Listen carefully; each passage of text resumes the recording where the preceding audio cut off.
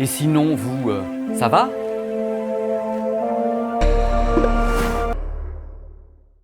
Allez, c'est parti. Et à l'impro, hein. Moi, je suis comme ça, comme gars, hein. Bonjour, bienvenue sur ma chaîne YouTube PP World pour une petite news. Vous verrez pendant l'été, je laisserai des petites news comme ça sur la chaîne, des trucs tournés sur un fond vert, pas un truc qui me demande 3 semaines de travail, hein, des petites news qui nous permettront de discuter entre nous d'un truc marquant dans l'actualité. Et là, cette semaine, j'ai vu un truc arriver qui m'a fait tilt, et je pense que ça vous a fait tilt si vous êtes au courant. La marque Xiaomi, qui avait déjà lancé en Europe des téléviseurs Ultra HD LCD, va maintenant se lancer dans le téléviseur OLED 65 pouces.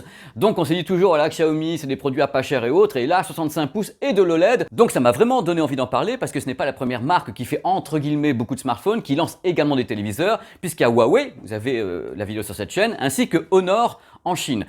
Je vais d'abord essayer de péter l'ambiance une bonne fois pour toutes. Il faut savoir que ce téléviseur OLED n'est pas prévu pour le moment pour la France en 2020. Il n'est pas dans le planning français. Donc s'il se pointe, ça sera en 2021. Voilà, quelque chose soit calé parce que vous allez me demander, oui, Pépé, faut le tester et autres. 2021 alors.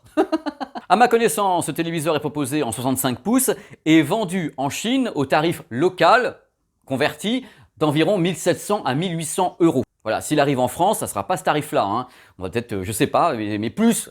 C'est sûr. Et maintenant, messieurs, dames, sous vos yeux ébahis, la grande ronde des caractéristiques techniques. Vous allez voir que ce produit, sur le papier, je ne l'ai pas testé, hein, sur le papier est absolument étonnant. Il a de quoi damer le pion à des grandes marques de téléviseurs qui, à mon avis, se disent « Oh là là là là là là là ». Accrochez-vous. Ce téléviseur est équipé d'une dalle LG Display, une dalle 10 bits avec une luminosité de 1000 candela au mètre carré. Donc c'est une dalle récente, hein, parce que 1000 candela, ce sont les modèles les plus récents, avec une rémanence de la dalle inférieure à 1 milliseconde, ce qui est normal en OLED, il n'y a presque pas de rémanence, hein. Je ne connais pas l'input lag pour le gaming, hein. On va en reparler justement un petit peu tout à l'heure. Il faut savoir qu'à ma connaissance, ce modèle est compatible HDR10, Dolby Vision, HDR10+, donc il fout tous les HDR dessus déjà d'entrée de jeu. Alors concernant la colorimétrie, le produit couvrirait 98,5% de la colorimétrie DCI-P3, donc c'est vraiment un large spectre colorimétrique qui est annoncé donc par Xiaomi. Attention, des HDMI 2.1 compatibles avec le gaming. La HDMI 2.1 est compatible VRR et ALLM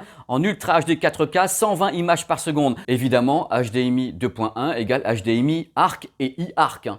Parce que également, quand c'est HDMI 2.1, c'est iARC. Voilà, c'est le haut de gamme de la HDMI. Même si elle n'est pas complètement finalisée, on trouve déjà des choses intéressantes. Il faut savoir que l'audio est mis en valeur. Le produit est compatible DTS et Dolby Atmos, mais carrément, avec 9 haut-parleurs en 2.1. Le point 1, ça veut dire qu'il y a une sorte de petit caisson de basse qui doit être dans le coin. Il faut également savoir qu'il y a 4 micros à bord, des micros longue portée. Bien sûr, si vous voulez donner des ordres au téléviseur de loin dans la pièce, il faut qu'ils puissent vous entendre. Attention, il n'y a pas Alexa ou autre à bord, hein. Ils ont leurs propres œuvres en Chine, Xiaomi, avec leur propre assistant vocal maison qui s'appelle Xiao AI, donc une sorte d'intelligence artificielle. Et sachez qu'il y a encore plein d'autres trucs intéressants sur le produit. Il y a une RAM de 3 Go, une mémoire de 32 Go sur le téléviseur, il est Bluetooth en 5, il est Wi-Fi double bande. Ils ont vraiment foutu la gomme. Comme toujours, je vais être super franc avec vous. Quand je vois débarquer ce type de téléviseur qui n'est pas réalisé, conçu par une marque de téléviseurs, à la base, hein, c'est pas la grande marque de téléviseurs Xiaomi, je me dis mais qu'est-ce qu'il y a dedans? Ils ont été prendre les éléments de tous les côtés, ils ont travaillé avec qui? Parce que ces marques travaillent en général avec d'autres fabricants ou prennent les pièces bien sûr chez d'autres fabricants pour faire leur puzzle. Et mon interrogation vient toujours sur le traitement vidéo, parce qu'on peut toujours avoir une bonne dalle. Ouais, je vais prendre une dalle LG, OLED, machin truc, mais si derrière le traitement vidéo c'est bah tu vas beau avoir une bonne dalle, ça fonctionnera pas bien. C'est toujours mon inquiétude avec ce type de modèle. Donc le traitement vidéo est assuré par une puce qui s'appellerait la puce Mediatek, la MT9650 à 4 cœurs. Donc c'est une partie du traitement vidéo qui est à l'intérieur. J'en sais pas plus pour le moment, mais je rappelle que c'est toujours mon interrogation. On sait très très bien que certaines marques ont à la fois des excellents écrans et derrière des traitements vidéo d'enfer, comme ce qu'ont les marques comme Sony, Panasonic, LG, Samsung, qui bossent à fond justement sur les traitements vidéo pour améliorer la qualité de l'image autour de dalles LCD ou OLED. Tout le secret est là. N'oubliez pas qu'un téléviseur, c'est comme un smartphone, c'est un puzzle d'éléments. Soit les éléments sont bons, on a choisi les bons et on a bossé avec les bons et hop, soit on mélange des éléments en ayant peut-être un élément qui est bon et le reste, et le téléviseur, badaboum, ça foire. Donc ce que moi je retiens immédiatement, c'est les compatibilités, donc le HDR, HDR10+, Dolby Vision, le fait qu'il y a déjà des HDMI 2.1, que le produit est prévu pour le gaming, qu'il est compatible 3D en 1080p, c'est important également. Ils ont vraiment pris le bateau, ils ont chargé le bateau à fond, quoi. Ils sont allés, hey, les containers d'un côté, on met tout.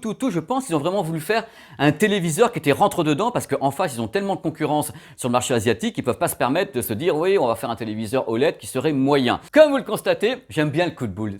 C'est bien, ça réveille.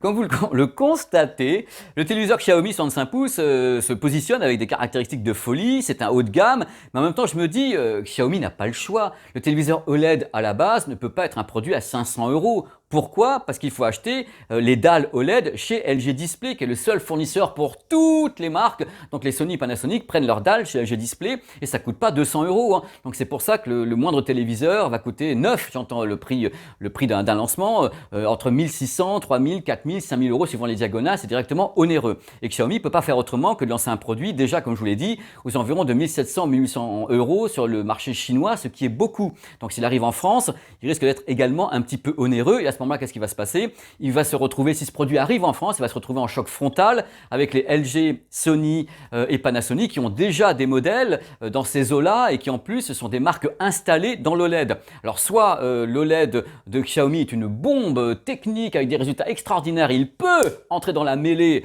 en face des autres, soit le produit est malgré tout faillible, il vaudrait mieux pas qu'il coûte le même prix que les Sony, Panasonic ou LG. Voilà, le coup de poker est là. Il y a quelquefois des marques, vous savez, qui hésitent à lancer certains produits sur certains territoires parce qu'on sait très bien que sur ce territoire, il y a certaines marques qui sont tellement bien installées qu'on n'ose pas le balancer ou on le balance tout doucement sans en prendre beaucoup de quantité. Donc je ne sais pas ce que va faire Xiaomi. Moi, je souhaite évidemment pour vous comme pour moi que ce produit arrive, qu'on puisse le tester, qu'on puisse voir ce que ça vaut puisque Xiaomi l'a fabriqué avec des partenaires et voir quel est le résultat du puzzle. Donc moi, je suis super content que Xiaomi fasse ça parce que c'est un acteur de plus au même titre que Huawei ou que Honor. Je trouve ça bien pour les gens, je trouve ça bien pour le marché. Après, il faut voir les qualités techniques de ces produits, non pas celles de la dalle, mais tout ce qu'il y a autour, la rémanence, l'input lag, toutes les choses qui sont relatives à l'upscale, au traitement vidéo. Il y a tout ça qui rentre en ligne de compte pour savoir si ça fonctionne. La dalle LG OLED ne fait pas tout. Il y a tout ce qui est en backup de cette charmante damoiselle extrêmement prisée. Car je vous rappelle que LG Display, à ma connaissance, ne peut produire que 3 millions de dalles OLED par an et que déjà tout est prévendu. C'est-à-dire que franchement, tout le monde, c'est prenez vos tickets à la caisse. Hein. Comparé au LCD, on peut produire des dalles entre guillemets à pas cher parce qu'il y a des usines partout dans le monde. OLED, c'est pas du tout la même chose. On est en train d'attendre à chaque fois qu'il y ait une deuxième usine qui se construise pour soulager un petit peu la production mondiale qui est prise à la gorge. Merci d'avoir regardé cette petite news comme ça. N'hésitez pas à commenter. Et moi, je regarderai vos commentaires évidemment avec le plus grand plaisir. N'hésitez pas également à aller sur la chaîne, il y a plein de vidéos. Bien sûr, c'est l'été, je vais me calmer parce qu'il faut que je me repose un peu. Vous avez vu? Non, je fais ça à chaque fois, mais j'ai des valoches sous les yeux. C'est juste la folie. Il faut vraiment soleil, repos et que j'arrête de faire des vidéos pendant un petit moment. Enfin, au moins pendant 2 jours. Allez, des bisous. Portez-vous bien. Si vous êtes en vacances, reposez-vous bien surtout. Et pour les autres, courage. Allez.